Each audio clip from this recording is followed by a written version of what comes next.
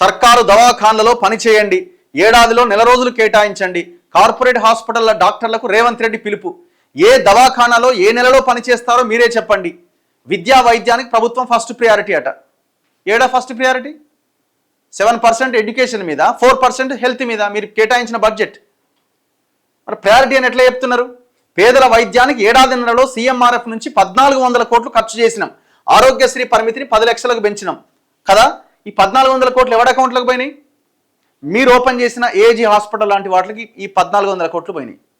మీ ఆరోగ్యశ్రీ పరిమితి 10 లక్షలకు పెంచిన ఈ డబ్బులు ఎవరిని అకౌంట్లకు పోయినాయి? మీరు ఓపెన్ చేసిన ప్రైవేట్ హాస్పిటల్ ఖాతాలోకి పోతున్నాయి. సీఎంఆర్ఎఫ్ నుంచి ఎక్కువ డబ్బులు నిధులు విడుదలవుతున్నాయి అంటేనే మిగతా కార్యక్రమాల్లో మీరు ఫెయిల్ అవుతున్నారని అర్థం.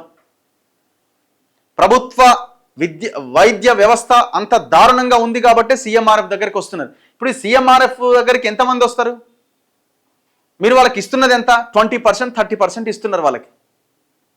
₹1,00,000 ఖర్చు అయితే మీరు ఒక 20,000 ఇస్తున్నారు వాళ్ళకి. అంతకుమించి ఇస్తున్నారా? 20,000, 30,000 ఇస్తారు అంతకుమించి. మరి మిగతా డబ్బులు వాళ్ళ రక్తమే కదా అది. అసలు ప్రతి కార్పొరేట్ ఆసుపత్రిలో ఒక చార్ట్ పెట్టాలి. ఈ ట్రీట్మెంట్కి ఇంత అని మనం ఎక్కడైనా మనం మెన్షన్ చేస్తున్నామా?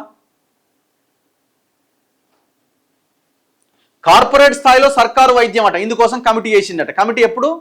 ఇంకా మీరు దిగిపోయే సమయానికి రిపోర్ట్ ఇస్తుందేమో కమిటీ.